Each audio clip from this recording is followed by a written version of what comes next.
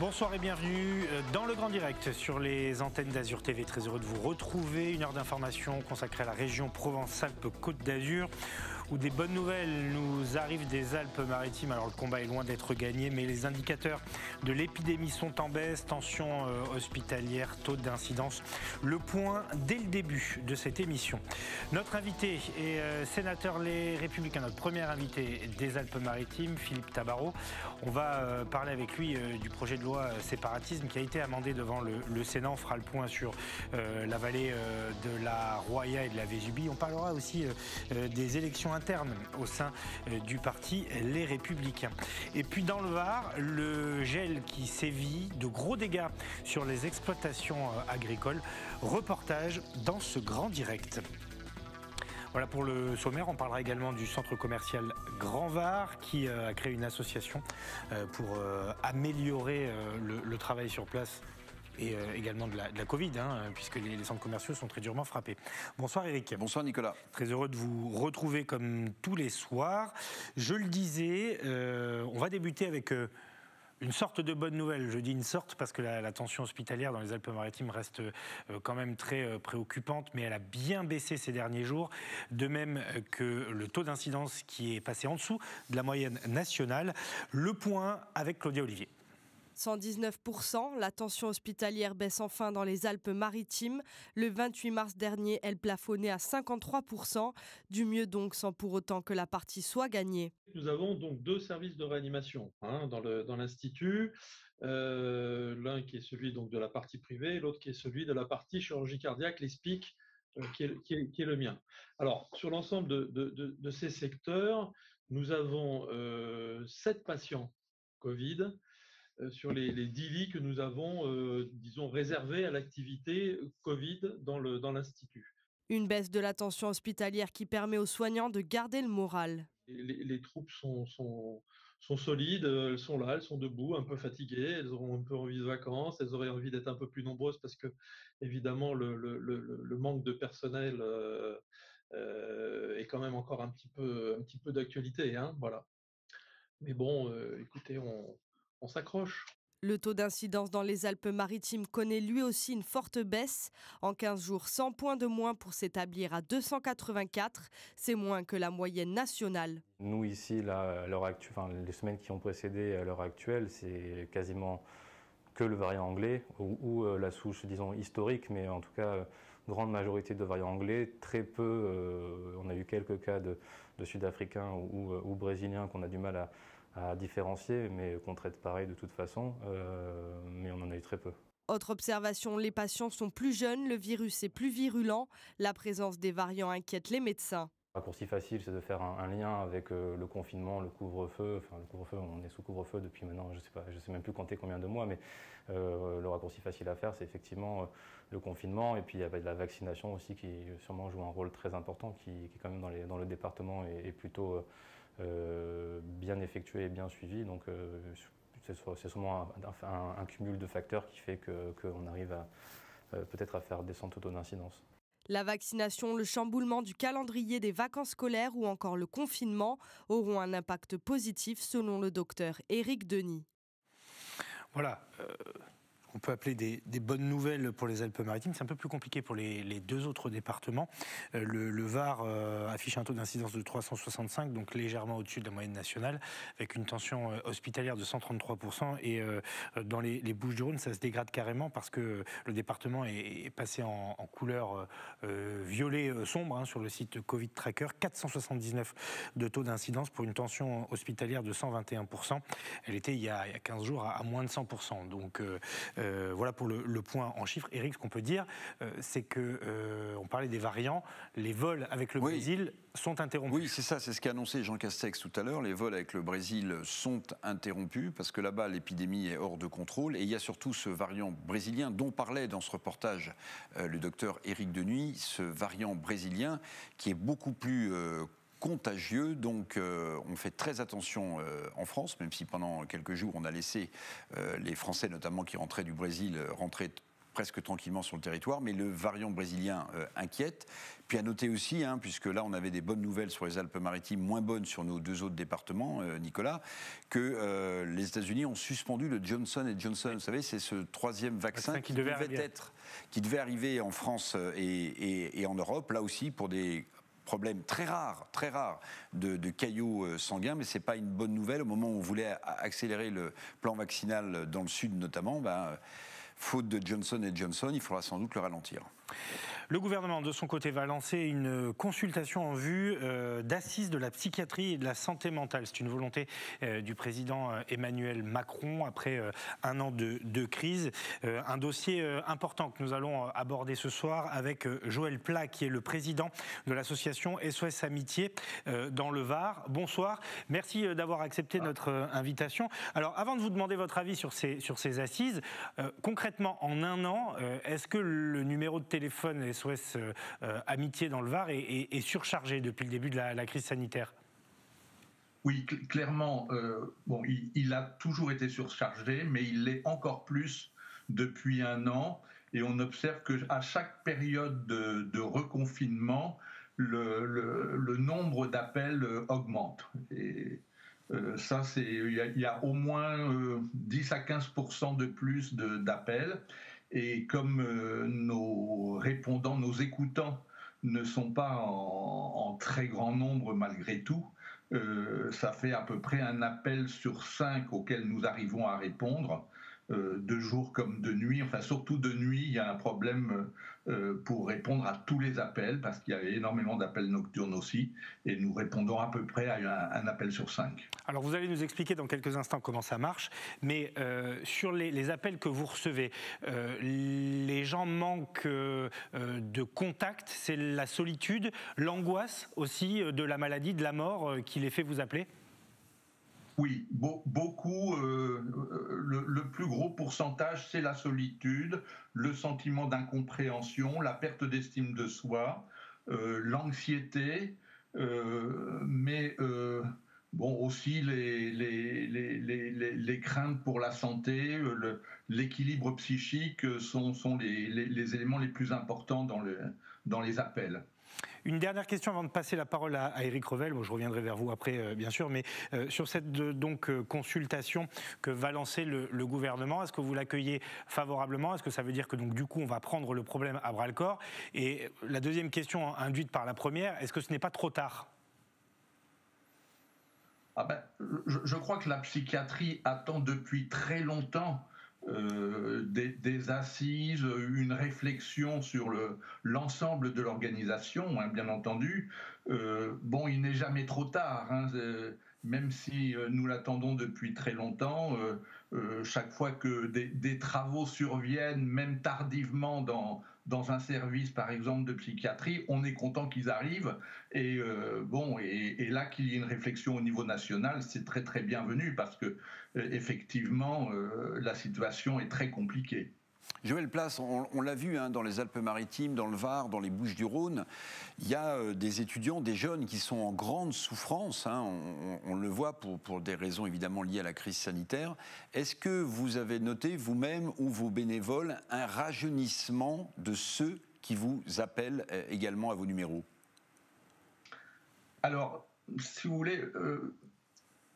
Les jeunes, jusqu'à présent, appelaient relativement peu, et on a vu une montée progressive avec l'apparition de la communication par chat et par messagerie que nous avons commencé il y a quelques années.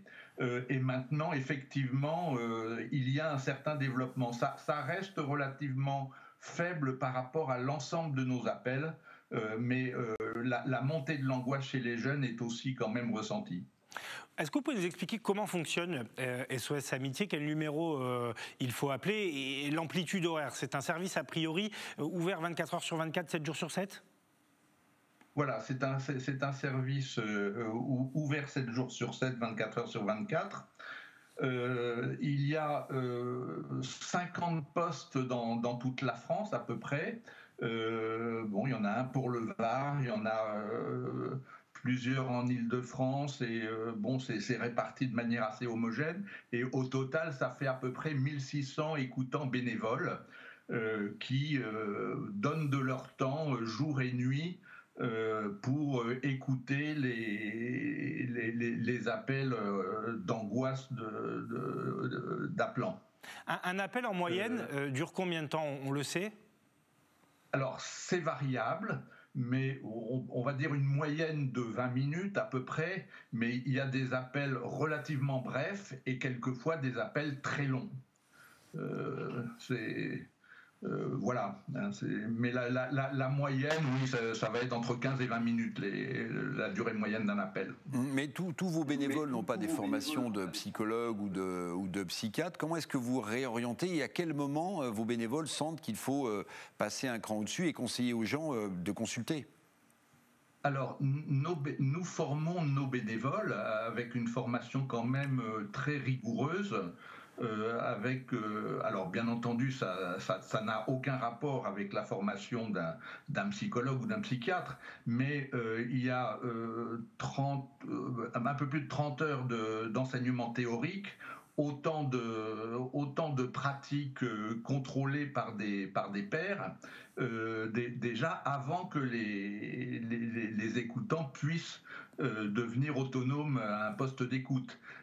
Alors, au-delà de ça, bien entendu, l'idée est de centrer l'écoute sur la personne et de l'aider à décharger, à défaire son angoisse au travers d'un échange avec l'écoutant. Vous pouvez donner le numéro, peut-être, parce que ça peut intéresser nos téléspectateurs, évidemment, si vous l'avez. Alors, oui, je vais essayer. Je vais vous laisser le prendre, évidemment, parce que, voilà, un travail de bénévole aussi capital à souligner, donc bénévole formé. Allez-y, donnez le numéro, je sens que vous êtes prêts. Attendez, non, je ne suis pas prêt. Attendez, je vais... alors ça, c'est idiot, mais...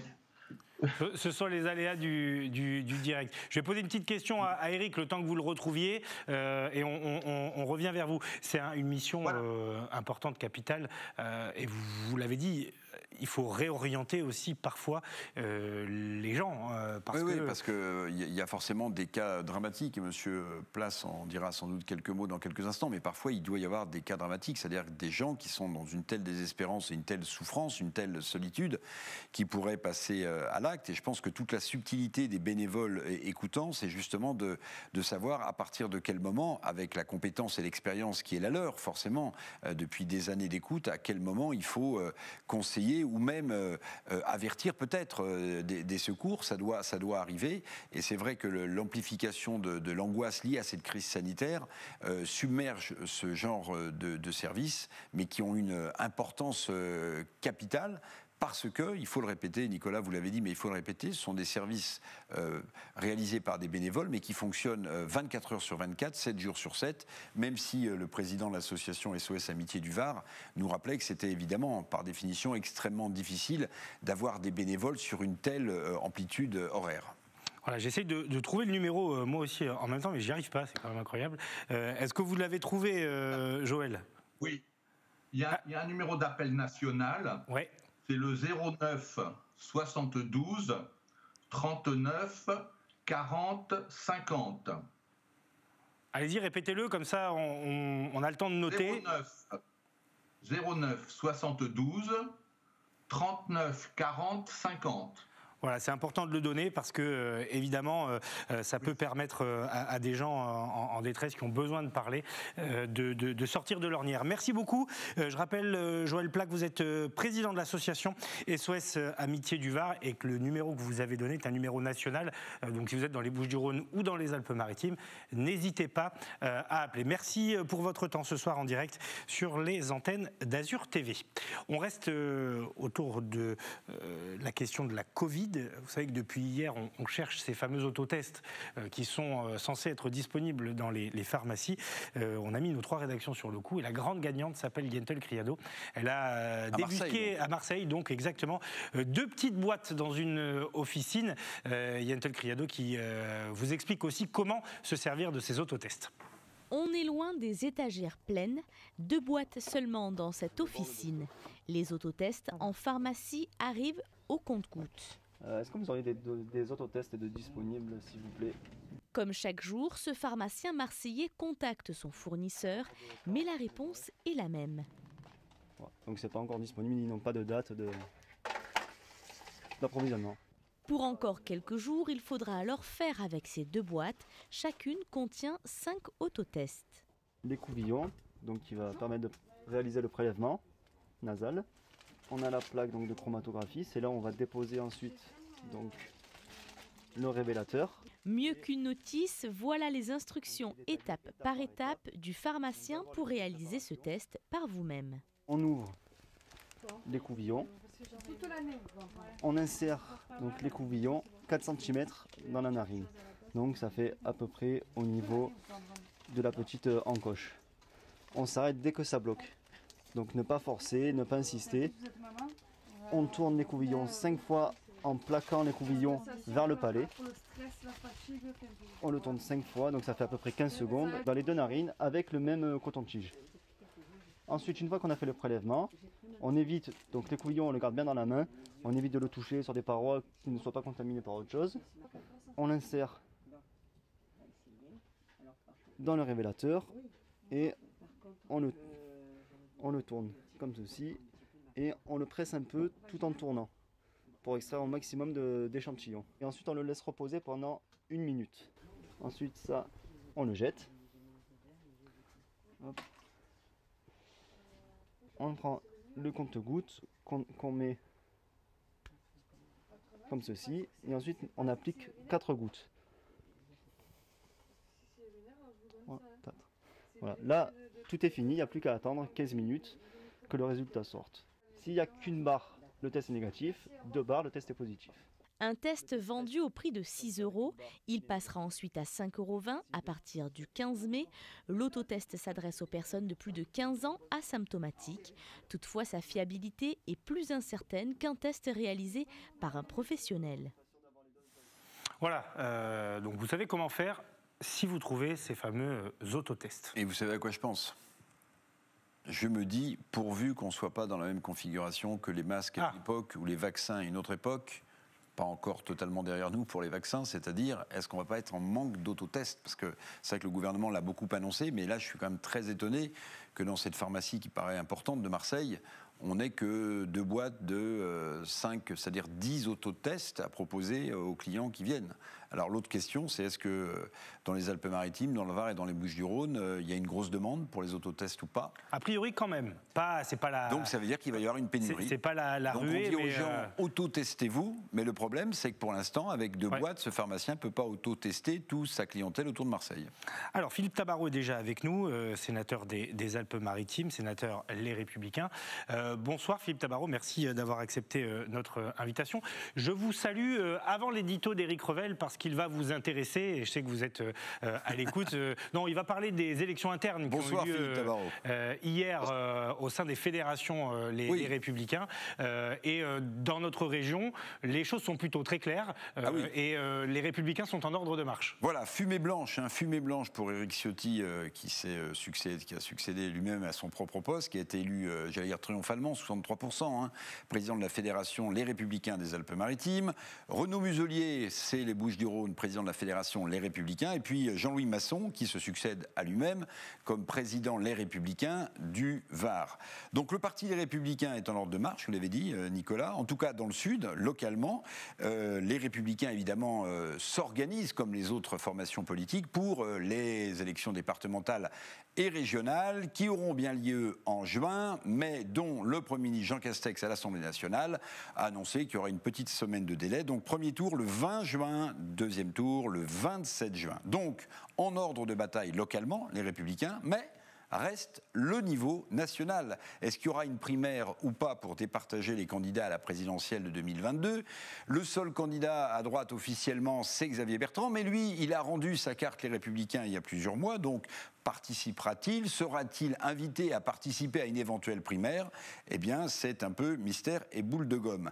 Nul doute en tout cas que les fédérations très puissantes, les Républicains, dans le sud de la France, dans les Alpes-Maritimes, dans le Var et dans les Bouches-du-Rhône, peseront de tout leur poids sur ces primaires ou pas ces primaires pour les élections présidentielles de 2022.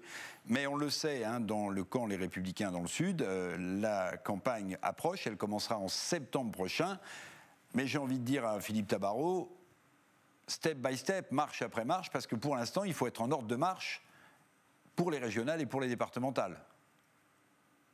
Exactement, je pense que c'était bien de pouvoir passer déjà cette étape interne à notre formation politique. C'est la première étape. On a pu réélire dans les différents départements de la région les présidents, et vous l'avez dit, avec de très belles victoires, et notamment celle d'Éric Ciotti dans les Alpes-Maritimes et de Renaud Muselier dans les Bouches-du-Rhône. Et puis maintenant qu'on a enfin les règles du jeu concernant l'élection régionale et l'élection départementale, on va préparer ces échéances dans le contexte particulièrement compliqué qu'on peut connaître, mais au moins les choses sont claires. Maintenant, on a une date, on n'a pas un énième report, et puis la présidentielle viendra bien après. C'est pas le sujet prioritaire de nos compatriotes aujourd'hui. Donc vous étiez contre le report de ces régionales, comme à peu près tous les républicains de la région, sauf Christian Estrosi. Écoutez, oui, il y a 80% des maires des Alpes-Maritimes qui se sont... C'est un record de France, Il paraît, c'est ce que m'ont dit mes collègues aujourd'hui. Voilà, les choses ont été très claires. Alors, les maires avaient quand même un certain nombre de griefs, à la fois sur la manière un petit peu cavalière dont ils ont été consultés du vendredi au lundi. Et puis, il est évident que le gouvernement attendait probablement une autre réponse. La réponse des maires, et notamment dans les Alpes-Maritimes, a été particulièrement claire et sans appel. Pour autant, il faudra essayer d'organiser le scrutin dans les meilleures conditions sanitaires possibles. Et là, il y a un travail compliqué qui s'annonce pour toutes les collectivités, toutes les mairies qui devront assumer cette lourde charge. Alors Philippe Tabarot, vous n'avez pas tort quand vous dites que les maires ont été consultés un peu en catimini, via les préfets en 2 jours, puisqu'il fallait qu'ils donnent leur réponse lundi. Mais alors attendez, les élus locaux, ou les sénateurs, quand on ne demande pas l'avis des élus de terrain, on dit on ne nous a pas demandé notre avis, et quand on vous le demande, vous dites c'est un peu trop rapide. Alors comment fait-on ? Non, c'était très bien de demander l'avis, tout à fait. Par contre, c'est quelque chose on a l'impression que tout est improvisé. Quand les mairies sont fermées vendredi soir, le maire reçoit sur son téléphone personnel un SMS ou un mail de monsieur le préfet ou du gouvernement lui demandant immédiatement de répondre, où il n'a pas la possibilité de consulter ses élus, c'est une chose. Ses services également, pour savoir si la mairie est en capacité de pouvoir organiser le scrutin. Voilà, c'est cette manière cavalière un petit peu, et ce temps particulièrement réduit. Après, le fait de consulter directement les maires, je pense que c'est un exercice plutôt sain de la démocratie, et c'est simplement la forme qui ne convenait pas très bien, mais le fond, je suis tout à fait favorable à cette méthode. Mais Philippe Tabarot, pour l'organisation d'élections régionales ou départementales, il y a une grande différence entre des petites communes de nos 3 départements et des plus grandes, parce que les plus grandes, elles ont des directions électorales, elles ont des directions d'élection, c'est leur métier, elles peuvent mettre en place tout ça. Pour les petites communes, trouver des assesseurs en cette période de crise sanitaire, ça paraît bien compliqué, non ? Oui, ce sera compliqué partout, dans les petites, dans les moyennes et dans les grandes communes, parce que les petites communes, certes, ont moins de moyens, mais ont moins d'électeurs également. Dans les différents bureaux de vote, sur certaines grosses communes, ça va être particulièrement difficile. Et puis, il est évident que le fait d'avoir le même jour les 2 élections, ce qui est plutôt une bonne chose au niveau de booster la participation sur le plan matériel, n'est pas simple. On l'a connu par le passé, donc il faudra trouver des locaux qui soient beaucoup plus adaptés, qui prennent en compte cette double élection, et surtout qui prennent en compte la situation sanitaire actuelle. Autre sujet, Philippe Tabarot, la reconstruction des vallées dans les Alpes-Maritimes. On est un peu plus de 6 mois après le passage de la tempête Alex. Vous êtes rendu et vous continuez à vous rendre régulièrement sur site. Là, il y a peu de temps, le maire de Breil-sur-Roya, Sébastien Olaran, ainsi que le préfet en charge de la reconstruction, donc représentant de l'État, sont un petit peu montés au créneau sur le rôle des assurances.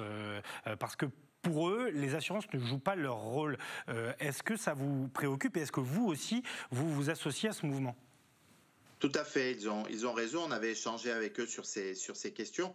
Les assureurs n'ont pas été particulièrement réactifs sur ces sujets. Alors, ils prétextent le fait que, quelquefois, ils ne connaissent pas le devenir du bien, notamment par rapport au fonds Barnier qui va peut-être être amené à détruire un certain nombre de maisons, mais c'est pas le sujet. C'est-à-dire que quand vous êtes assuré, vous l'êtes à un moment donné, et donc c'est par rapport à cette estimation à ce moment donné que l'assurance doit vous rembourser votre bien, ou en tout cas les dégâts qu'il a pu connaître. Donc c'est un faux problème. Il faut que les assurances assument leurs responsabilités. Il faut également que l'État, après un certain nombre de promesses, puisse les tenir. Alors ça a été en partie fait dans certains domaines, et nous allons avec l'État, avec SNCF Réseau, et c'est une grande nouvelle grâce au financement de la région, et le département nous a aidé également à réouvrir la ligne de chemin de fer le 3 mai, alors que ça a été un chantier titanesque pendant tout cet hiver. Il y a un fonds de solidarité de l'État qui peine à arriver, qui est indispensable, un remboursement des collectivités qui ont avancé des sommes conséquentes. Enfin, 2 sujets sur lesquels on doit avancer, et on a, nous, en tant que parlementaires, un rôle à jouer, à solliciter le gouvernement sur la question de la loi montagne pour la reconstruction. Alors justement, Sassone a fait une proposition de loi à ce sujet, et puis la question des zones franches qui est indispensable pour retrouver de l'activité économique dans les vallées. Alors, le fonds Barnier, bien sûr, c'est le fonds européen qui porte le nom du commissaire européen Michel Barnier. Mais je ne vais pas me faire l'avocat du diable, mais sur la lenteur des assureurs, qui est pointée du doigt, y compris chez les restaurateurs et autres. Mais là, on a vu quand même, on s'en souvient, des plans des vallées de la Roya ou de la Vésubie. On a vu des plans de prévention des risques qui n'avaient pas tout à fait toujours été respectés. Ça veut dire qu'il y a des constructions qui ont été balayées, mais qui n'auraient pas dû être construites. Est-ce que vous comprenez mieux que aussi, parfois, les assureurs disent mais c'était à l'État d'interdire la construction sur des plans de prévention de risque qui, normalement, ne devaient pas accepter de construction? Non, je ne crois pas que ce soit le vrai sujet. C'est un prétexte qui est utilisé aujourd'hui. Je crois que les assureurs ont quelquefois envie de connaître la destination du bien, mais quelque part, ça ne les concerne pas. C'est un problème maintenant entre l'État et les collectivités de savoir si on aurait dû construire à cet endroit, et si ça ne devait être pas, si c'était pas le cas, et s'il faut revoir cette construction, c'est exclusivement entre l'État et les collectivités territoriales, et pas avec les assurances. Et puis sur ce sujet qui a été un petit peu évoqué, je rappelle quand même que sur les constructions, on est pour la plupart du temps sur des constructions qui sont très anciennes, et notamment voilà, des équipements publics et autres qui avaient été construits à l'époque, qui ont des maisons qui ont presque des centaines d'années. Donc l'argument de dire qu'il n'aurait pas fallu construire là peut exister sur certains secteurs, mais c'est limité par rapport aux dégâts que la tempête a pu faire sur nos vallées. Une dernière question, Philippe Tabarot. Vous avez parlé de la ligne de vie, ce train qui dessert la vallée de la Roya. Pardon. Vous êtes dans l'équipe de Renaud Muselier. Votre spécialité à la région, en tant que vice-président, a été d'être le monsieur transport. Où en est l'ouverture à la concurrence? On sait que c'est là où la région va être scrutée de près aussi. Le rail va s'ouvrir à la concurrence. Oui, on est, vous le savez, depuis toujours la première région de France à avoir initié ce processus, avec un appel à manifestation d'intérêt en 2018, un lancement de pré-appel d'offres européen en 2019, le lancement de l'appel d'offres en 2020, et enfin donc la remise des offres en février dernier. Aujourd'hui, on est dans la dernière phase, celle qui est la phase du dialogue concurrentiel, et nous ferons un choix sur 2 lots qui représente 33% de l'ensemble du réseau. De l'eau, celui des métropoles entre Marseille, Toulon et Nice, et puis l'étoile ferroviaire niçoise, où nous déciderons qui sera le prochain opérateur en fonction des différentes candidatures qui ont répondu, et il y en a, et on se réjouit parce qu'on va avoir un vrai choix, et dans l'objectif qu'on a régulièrement répété, d'améliorer encore la qualité du service, même si en 5 ans les choses ont bien avancé à ce niveau-là, améliorer, augmenter l'offre. On veut un train par heure entre Marseille et Nice, on veut un train au quart d'heure aux heures de pointe sur la Côte d'Azur, et puis du matériel neuf qui a été commandé pour remplacer les vieux corails estimés aux alentours de 200 millions d'euros. Enfin, une baisse des coûts que le cas échéant, on répercutera soit sur les usagers ou en tout cas sur le contribuable. Merci beaucoup Philippe Tabarot d'avoir accepté notre invitation. Merci. Sénateur Les Républicains des Alpes-Maritimes.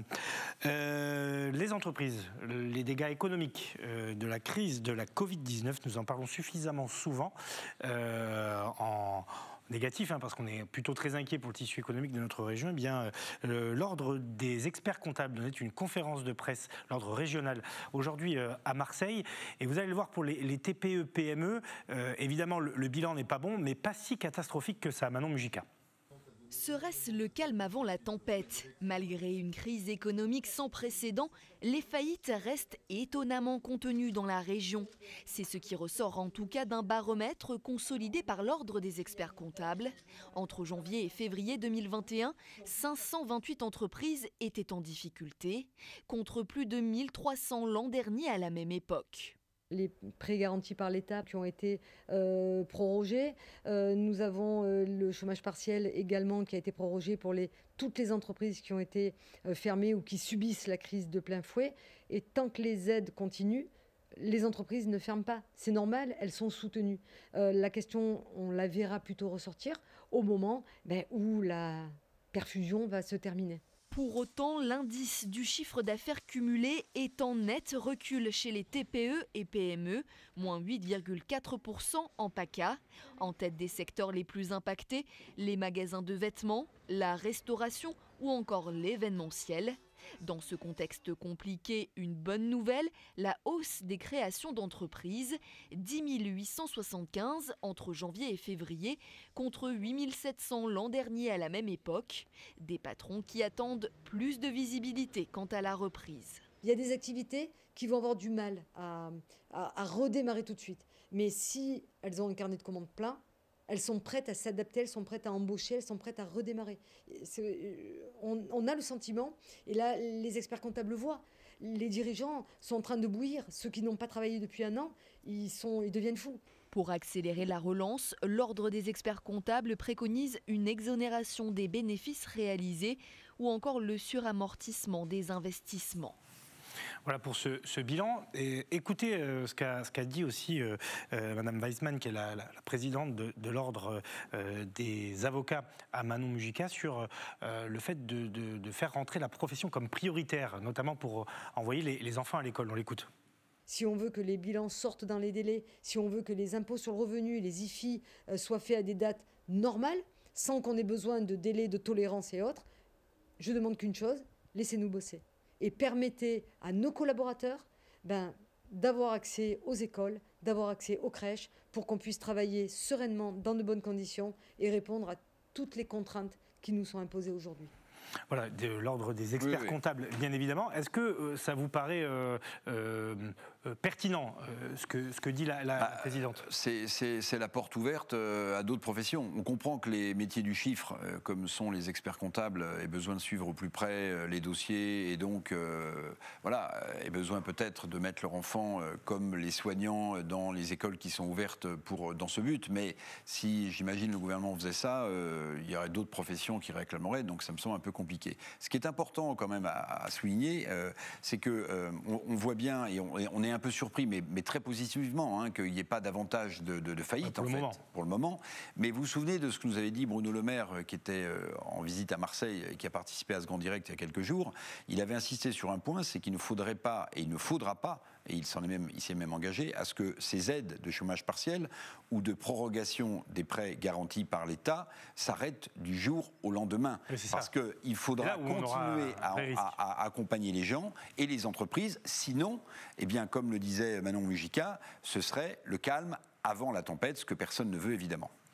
Direction le Var à présent pour prendre des nouvelles du centre commercial Grand Var et de son agglomération, j'allais dire, mais en tout cas de son aire très importante dans ce département, parce qu'une association vient d'être créée, l'association Grand Secteur Grand Var, pour améliorer la desserte, faire progresser en fait tout simplement le site. Nous sommes avec Johanna Elbaz, bonsoir, présidente de l'association et directrice du centre commercial.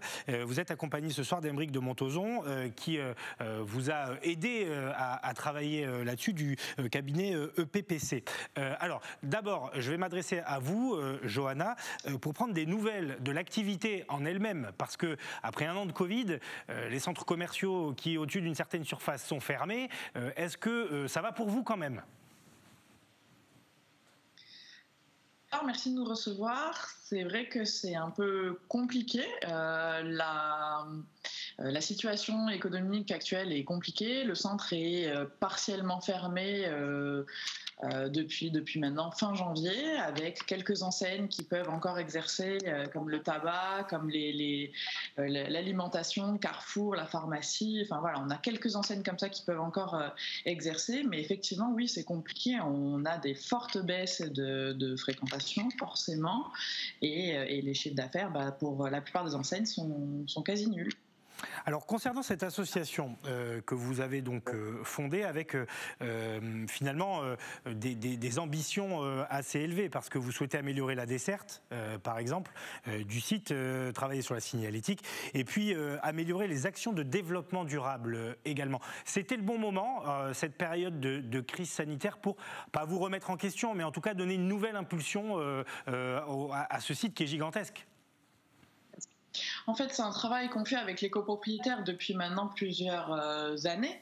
On a identifié, et ça avec tous les acteurs économiques qui font partie de l'association aujourd'hui, des difficultés d'accessibilité, de sortie de la zone notamment, et c'était important d'y travailler. Donc nous, ça fait depuis 2017 que le cabinet EPPC nous accompagne sur le sujet, qu'on travaille avec les copropriétaires de Grand Var. Ça fait une petite année qu'on travaille sur la création de cette association, et là, effectivement, en janvier, ça a été la création officielle de cette association avec les acteurs de la zone.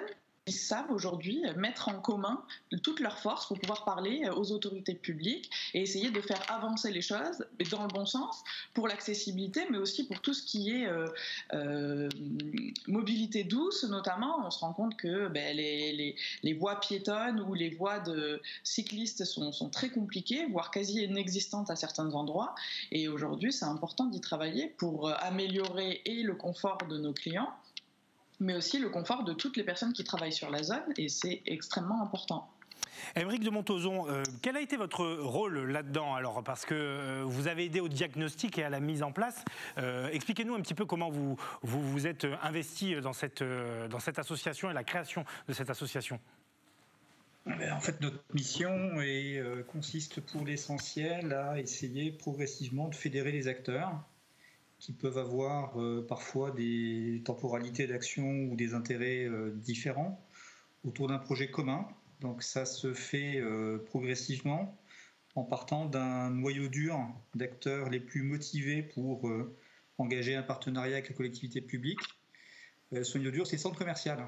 Et à partir du centre commercial, nous avons réussi à fédérer Ikea, puis ensuite Leroy Merlin, puis ensuite l'association des industriels de la vallée de l'Accro, et puis enfin l'université, qui n'est pas membre à part entière pour des questions juridiques de notre association, mais est un voisin bienveillant qui partage avec nous un certain nombre de difficultés, d'accessibilité, de sécurité, ou même de diversité de modes d'accès à la zone. Donc Johanna l'a rappelé, en fait, on a mis quand même pas mal de temps à monter cette association, donc elle est effectivement créée. Et on n'a pas par contre perdu beaucoup de temps pour rencontrer des élus et de Toulon, Provence, Méditerranée, puisqu'on a eu un premier contact en fait en mars qui va se traduire ensuite par un comité de pilotage qui va se constituer dans une quinzaine de jours. L'enjeu pour nous, en fait, c'est de profiter du timing de l'élargissement de l'A57 pour commencer à mettre en œuvre des actions très concrètes de désenclavement de la zone et d'amélioration de l'accessibilité routière. Et puis au-delà de ça, de profiter en fait de cet investissement collectif qui est toujours un grand défi dans ces zones commerciales où tout est très parcellisé, pour élargir le spectre à des enjeux qu'on connaît bien dans ce type de zone, qui sont effectivement les transports en commun, qui sont de plus en plus demandés en fait par les usagers de ces zones commerciales, d'ailleurs qui ne sont pas que commerciales, puisqu'il y a beaucoup d'entreprises et donc là en plus on a une université. Et puis encore au-delà de ça, commencer à anticiper ce que seront les impacts environnementaux majeurs pour ces zones commerciales, qui sont la végétalisation, le retour à la renaturation d'une partie des espaces extérieurs, et puis la création de cheminements beaucoup plus doux et naturels que les mers d'asphalte qu'on peut connaître et parfois vivre assez mal en fait. Une question très terre à terre, pardonnez, mais vous espérez donc les premières évolutions à quelle échéance? L'amélioration de la desserte, la végétalisation dont vous avez parlé, puisque vous avez déjà pris attache avec les collectivités et que ça semble bien accroché, on peut espérer que le site se métamorphose assez rapidement. Alors, pour ce qui est de la question routière, on souhaiterait parfaitement profiter du chantier de l'élargissement de la 57 pour réaliser les premiers investissements. Donc, il serait livré et mis en œuvre à l'échelle de l'ensemble de la zone, parallèlement à l'ouverture de la 3e voie le long de l'autoroute.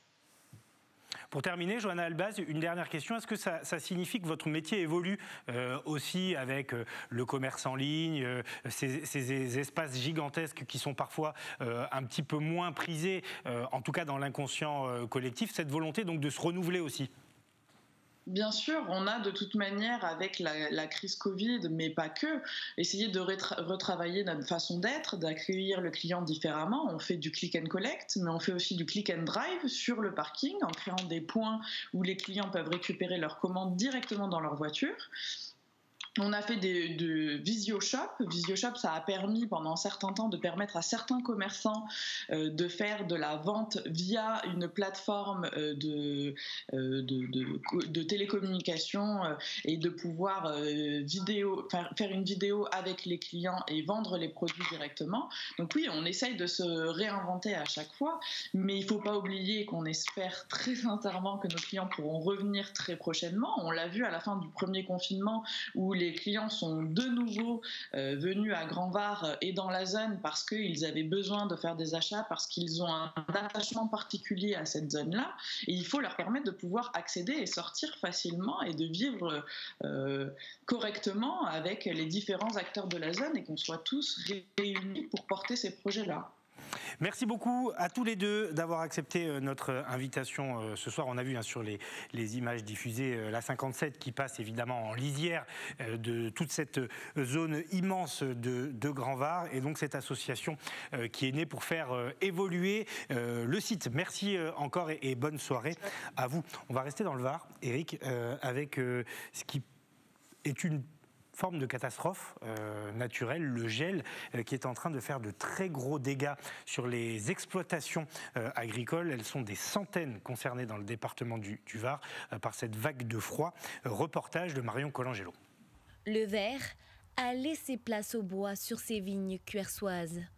Depuis une semaine maintenant, Frédéric ne peut que constater l'étendue des dégâts. Et sur la vigne, vous voyez, normalement on a 8 bourgeons qui devraient partir et il n'en reste plus qu'un peu moins de la moitié.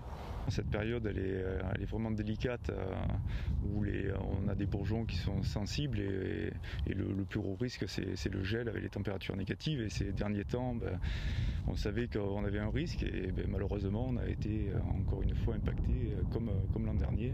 Ici à Cuers, les cultures ont été particulièrement impactées et même si pour le moment Frédéric ne peut pas encore estimer les pertes, il sait déjà que la récolte sera beaucoup moins fructueuse que prévu. Quand on taille les vignes, on laisse des coursons avec en général 8 yeux qui sont fructifères et c'est ces premiers bourgeons qui vont pousser et qui sont très, très sensibles. Et s'ils viennent à griller, en fait, on a une perte de production directe, parce que la vigne, si elle a gelé, ces bourgeons grillés, là, on va avoir d'autres bourgeons qui vont repartir, qui sont des gourmands en général et qui sont moins fructifères. Ici à Soliès, c'est la même chose. Didier a perdu la majeure partie de ses cerises et de ses figues à cause de cet épisode de gel. Là, du coup, il y avait plein de cerises qui étaient sorties, sauf que elles sont toutes en train de noircir parce qu'elles ont pris un coup de gel. Sur la branche, comme on voit là, il y aura peut-être 1 ou 2 cerises qui seront sauvées, peut-être celle-là, et encore, c'est même pas vraiment sûr. Sur la culture de cerises, tout ce qui est gelé, ce sera l'année prochaine. Et sur cerisier, on est proche du 100% de perte. Et après, sur les figues, donc il y a 2 variétés de figues. Une qui arrive l'été, qui est touchée à 60% à peu près de dégâts. Et l'autre variété, que c'est la figue de Soliès. Donc celle-là a été également touchée, mais sauf que les fruits arrivent sur le bois de l'année. Donc on a encore espoir que le bois sorte. Et pourtant, des techniques de prévention avaient été employées pour éviter aux cultures de trop souffrir, mais insuffisant. J'ai quand même essayé de lutter un petit peu contre le gel, comme on a pu voir ces derniers temps à la télé aussi, par des systèmes soit de bougies, soit de chaufferettes ou carrément de feu qui peut exister. Mais on n'arrive jamais à protéger l'intégralité du verger et la part qui reste est toujours minime par rapport à la quantité totale qu'il aurait pu avoir. J'ai peut-être réussi à sauver 20 ou 25% de la récolte, pas plus. Pour venir en aide aux agriculteurs en difficulté, la Chambre d'agriculture du Var a mis en place une cellule de crise ainsi que des conseils techniques en ligne. En attendant que peut-être l'État déclenche le statut de calamité agricole pour obtenir des dédommagements. Voilà, terrible. Oui, c'est la double peine, parce que le Covid les impacte aussi. Oui. Et bon, Julien Normandie, le ministre de l'Agriculture, a parlé du pire gel du siècle. Vous voyez, donc ça veut dire dans quel état sont nos viticulteurs et nos arboriculteurs. L'exemple de la vigne, à mon avis, est très bon et va mettre en relief toute la détresse entre la possibilité de déclencher le fameux statut de calamité agricole pour nos départements, qui va donc induire des subventions, des aides. Mais le problème, c'est que quand vous êtes viticulteur, la vendange, elle n'intervient qu'au mois d'août ou au mois de septembre, ou même un peu plus tard. Enfin, ça dépend de la maturation du raisin. Donc ça veut dire qu'avant d'être en capacité de dire combien de raisins vous avez perdu, et au moment où vous allez obtenir les subventions, il va se dérouler énormément de mois. Donc on attend ce statut de calamité agricole pour nos départements, durement frappés par le gel. Mais ensuite, il faudra évaluer les dégâts, et ça se fera que dans plusieurs mois. C'est ça la difficulté aussi. Et nous accueillons comme tous les mardis soirs Denis Caro, directeur des rédactions du groupe Nice Matin. Bonsoir Denis, merci d'être avec nous. On voulait remettre une couche sur les bonnes nouvelles dans les Alpes-Maritimes, parce qu'on en a parlé nous au début de ce grand direct, mais vous en parlerez largement aussi demain dans le journal, avec des chiffres encore plus bons que les nôtres, parce que vous venez d'envoyer une petite alerte push là, que j'ai le journal bien sûr, et le taux d'incidence est à 267 selon les chiffres de l'ARS. Nous c'était des chiffres de santé publique. Et là où c'est intéressant, c'est que selon vos chiffres, la tension hospitalière est à 82,8%. Elle est en dessous des 100% du coup. Donc plutôt bonne nouvelle. Oui, effectivement, il y a des bonnes nouvelles et elles sont tellement rares que ça fait du bien de mettre l'accent dessus et de les souligner. Les chiffres sont en amélioration. Alors il y a encore quelques difficultés pour vérifier et faire en sorte que tous les chiffres correspondent, mais en tout cas la tendance elle est claire. Il y a une baisse significative, un taux d'incidence qui est encore au-dessus du niveau d'alerte dans les Alpes-Maritimes, mais qui est sans commune mesure avec ce qu'on a connu il y a quelques semaines, qui est tombé effectivement à 267 et qui est aux alentours de 460 à Nice. Donc la partie n'est pas gagnée, mais la situation s'améliore et on voit, même si on pouvait en douter jusqu'à ces derniers jours, que les mesures notamment de confinement du week-end qui ont été décidées et mises en œuvre à partir du 22 février commencent à porter leurs fruits et qu'on peut commencer à espérer entrevoir une sortie de crise. Alors il faut rester très, très réaliste et pas tomber dans un optimisme forcené, mais on peut se mettre à espérer, d'autant que l'autre bonne nouvelle, c'est que la vaccination progresse. On en tenait dans les Alpes-Maritimes à 22,4% de personnes vaccinées. C'est 6 points de plus que la moyenne nationale et c'est un très bon indicateur. Alors, une question quand même, Denis, après on reviendra au cas des Alpes-Maritimes avant de vous libérer. Sur le Var, parce que bon, les Bouches-du-Rhône, vous regardez de moins près, mais dans le Var, par contre, c'est un peu l'effet inverse, c'est-à-dire que les chiffres sont préoccupants. Néanmoins, est-ce qu'on peut s'attendre à voir la courbe s'inverser également avec le petit décalage, vous savez, puisque les Alpes-Maritimes ont basculé en confinement avant, et donc est-ce que la semaine prochaine, dans 10 jours, on peut s'attendre à avoir une tendance similaire ? On peut s'y attendre, Nicolas, et on l'espère en tout cas, mais c'est vrai, vous avez tout à fait raison. Il y a un décalage d'environ 3 semaines entre les mesures qui ont été prises dans les Alpes-Maritimes et les mesures de confinement dans le Var. Donc ce décalage est logique. Donc on peut espérer une amélioration, on peut espérer entrevoir une forme de sortie de crise et commencer à avoir des perspectives. Et c'est intéressant, on vient d'avoir une info en provenance de l'Élysée. Emmanuel Macron réunira ses principaux ministres jeudi soir pour travailler sur les scénarios de reprise progressive d'activité secteur par secteur. Donc c'est un signe, c'est un signe qu'il est en train de se passer quelque chose. Il ne faut pas surinterpréter, mais en tout cas, on commence à parler de plus en plus ouvertement de scénarios de sortie de crise et de réelles perspectives pour les différents secteurs. Même si il n'y a pas de date ferme en face de ces perspectives, le fait de savoir que les scénarios et les protocoles avancent, c'est déjà un espoir pour tout le monde. Voilà, on voit les chiffres que vous publiez ce soir et donc demain aussi dans le journal, le taux d'incidence, le taux de positivité, la tension hospitalière, le nombre de clusters, les décès évidemment et le nombre de personnes vaccinées. On n'a pas le temps, mais on l'a dit dans le reportage, ça donne du baume au cœur aussi des soignants parce que ça remonte le moral de voir que la lutte est efficace. Merci beaucoup Denis. Tout ça est à lire évidemment demain dans vos éditions Monaco Matin, Nice Matin et Var Matin. À la semaine prochaine. Merci, bonne soirée à tous. On va terminer avec 3 reportages si on a le temps, au moins 2. Le premier, Eric, ça je subodore qu'il va vous plaire.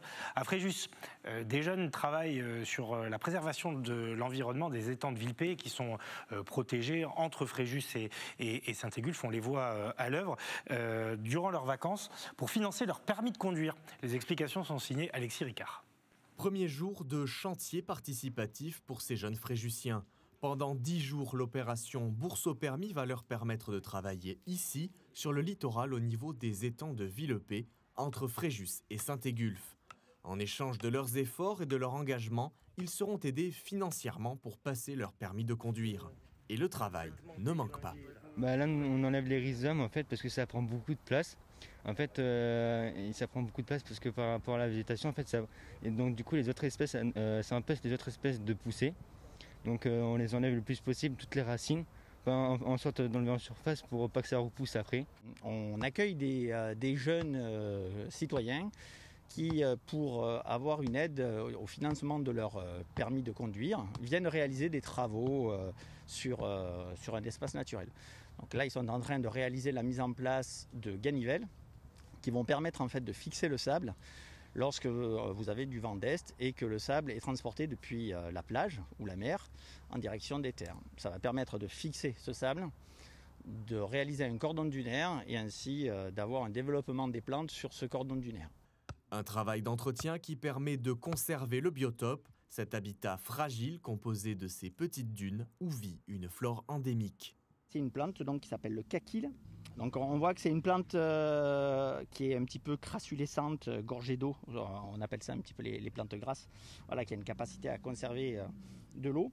Et elle va permettre de fixer également donc, le sable. C'est le panico bleu, c'est le chardon maritime. C'est pareil, espèce très rare et protégée. Et on voit bien donc, le système de racines assez crassulescent également. Et vous voyez qu'elle descend assez profondément dans le cordon dunaire.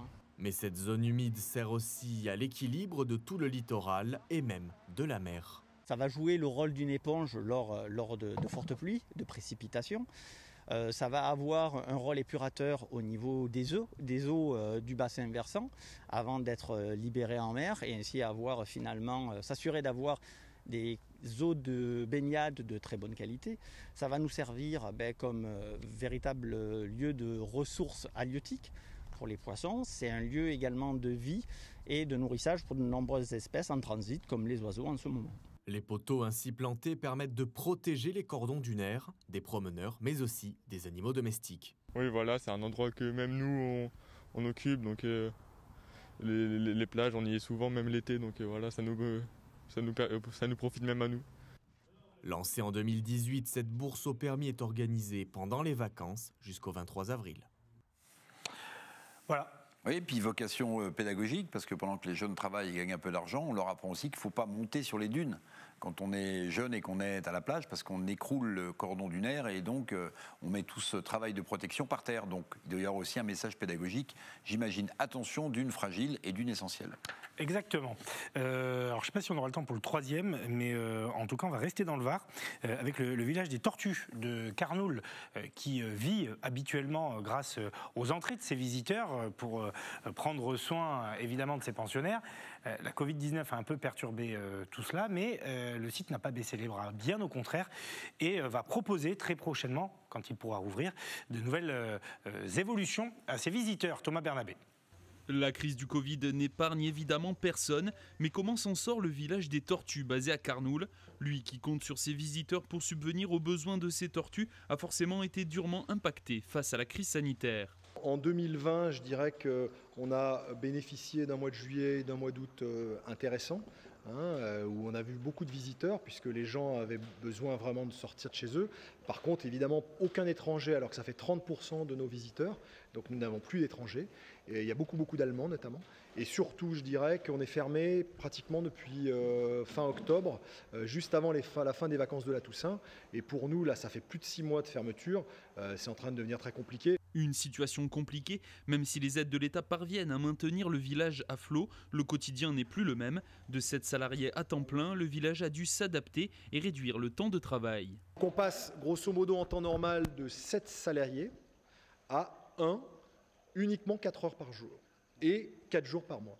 Voilà. Le village des Tortues a besoin grosso modo de 40 à 50 000 euros par mois pour payer ses charges, pour payer ses emprunts qui sont très importants, pour payer la nourriture des tortues, pour payer le personnel. Et donc aujourd'hui, avec les aides de l'État et en même temps le chômage partiel, on atteint à peine la moitié du budget nécessaire. Pour autant, ce parc pédagogique ne baisse pas les bras et a même pu entreprendre quelques travaux pour se préparer à l'après-Covid.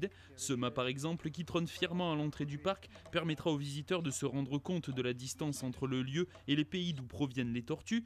Une autre nouveauté, et pas des moindres, c'est ce bassin dédié à l'accueil de tortues étrangères, notamment celles de Floride, qui sont un véritable fléau pour l'écosystème une fois relâchées dans la nature. Un bassin qui reproduit les conditions de vie des tortues de la façon la plus fidèle possible. On est dans un climat qui est proche de celui où elles vivent naturellement. Le Var, c'est un climat qui est vraiment formidable pour ces tortues-là. Et surtout, on a une double zone. Le bassin est très profond.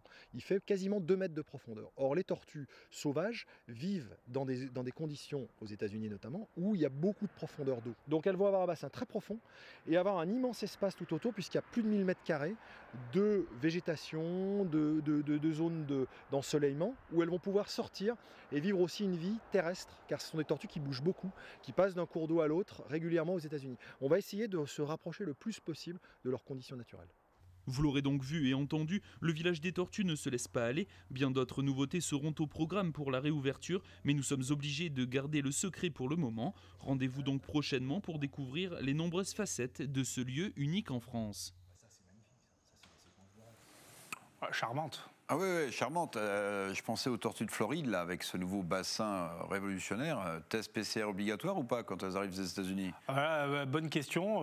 Peut-être que Thomas Bernabé peut me répondre, peut nous répondre. Il a l'habitude d'envoyer des SMS pendant le grand direct pour commenter. Donc non, mais après, blague à part, c'est vrai que pour ce genre d'établissement, c'est toujours très ténu, la survie, y compris en temps fast. Donc là, voilà, il a fallu s'adapter. Avec, non, je blague, mais vous vous souvenez souvenez de ce que nous avait dit le député Dombral, vous vous souvenez, qui est vétérinaire. Il nous avait dit, dans 90% des cas, les pandémies, elles sont transmises par des animaux. Oui. Voilà, c'est pour ça que je parlais de tests PCR pour les tortues. Bien sûr, évidemment, on ne va pas les embêter, ces petites bêtes. Hein. Voilà, et je vous confirme qu'on ne fait pas de tests PCR aux animaux, enfin aux tortues en tout cas. Écoutez, c'est la fin de ce grand direct. On se retrouve demain, évidemment, sur les antennes d'Azur TV. Merci Eric. Merci Nicolas. Passez une bonne soirée. Merci également à Théo Sarfati, Greg Favot, Sébastien Lyotard, Fabrice Justo, j'allais dire Marie Justo, mais oui, merci à Marie Justo. Merci à Stéphanie Mossman et à Philippe Caudet, bien sûr. Bonne soirée sur les antennes d'Azur TV. À demain.